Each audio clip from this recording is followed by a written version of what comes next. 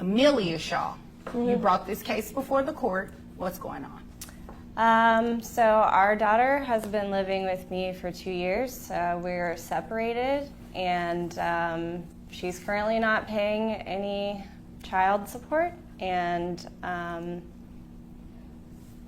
like, I thought maybe she would grow up, but I guess it's time to force her hand. So. Okay.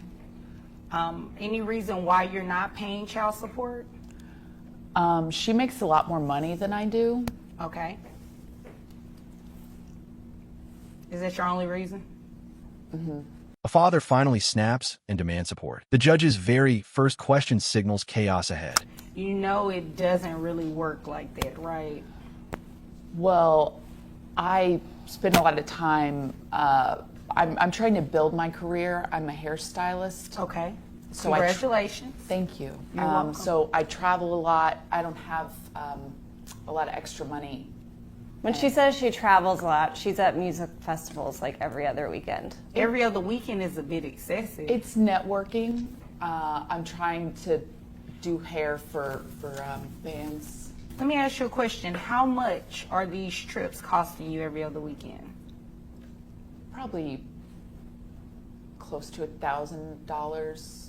Close to $1,000. She claims she's broke, but travel secrets emerge, and the judge begins pressing hard. And you're going twice a month?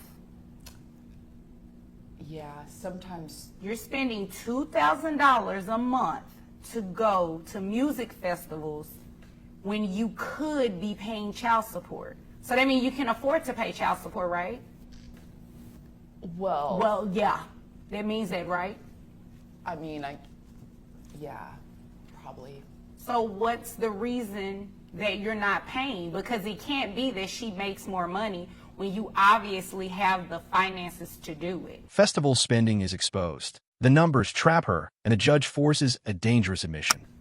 Well, if I'm being honest, I would hope you are. When we talked about having a kid, she was sort of more enthusiastic about it than I Okay. was. I'm the biological mother.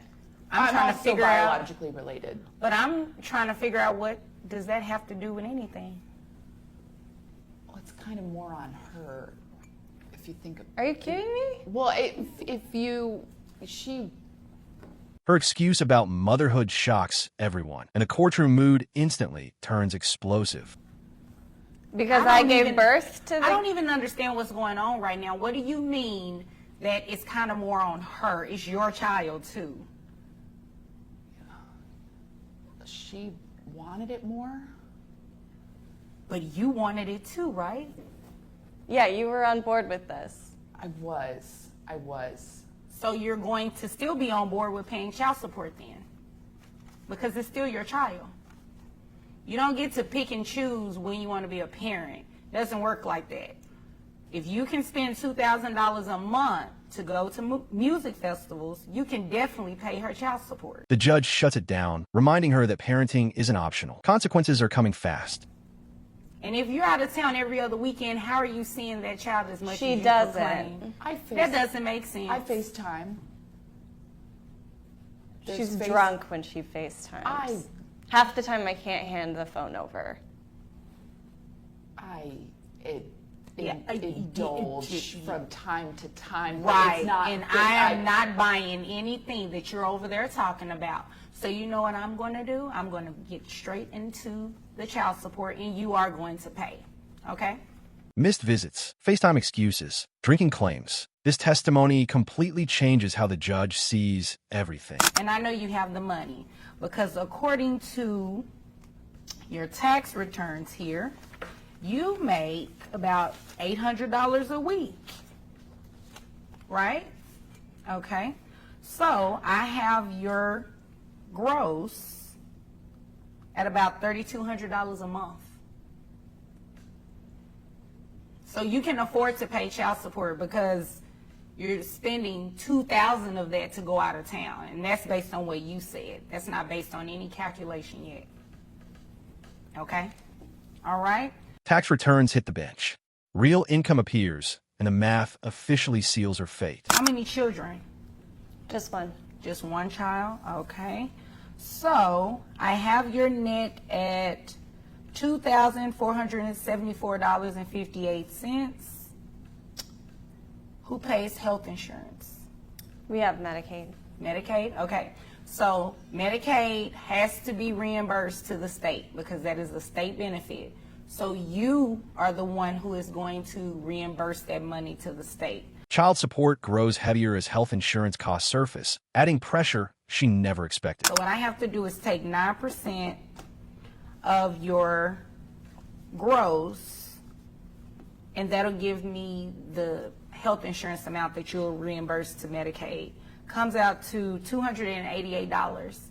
So when you add that to your monthly child support obligation of $494.92, that gets $782.92.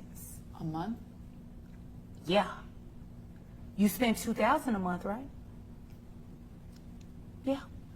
Yeah, exactly. So you can afford it. The final amount is read aloud, compared to festival spending, and the courtroom falls silent. I think one music festival a month is enough. And maybe you should take your daughter with you to the music festival. I don't think so. No? No. Oh. I don't trust that. Oh. Well, you know, now that she's paying child support, you really can't dictate what she does on her weekends. It's kind of how it works.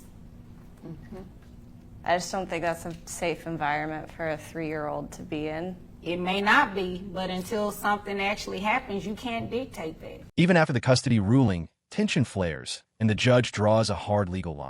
You wanted child support, you gave rights, you pretty much gave birth to a visitation rights. You understand? Yeah. And child support and custody are completely different. So that doesn't mean at any point, if she stops paying, that you can start denying her access to the child. It doesn't work like that. Okay. You all understand? Okay, anything further? No, ma'am.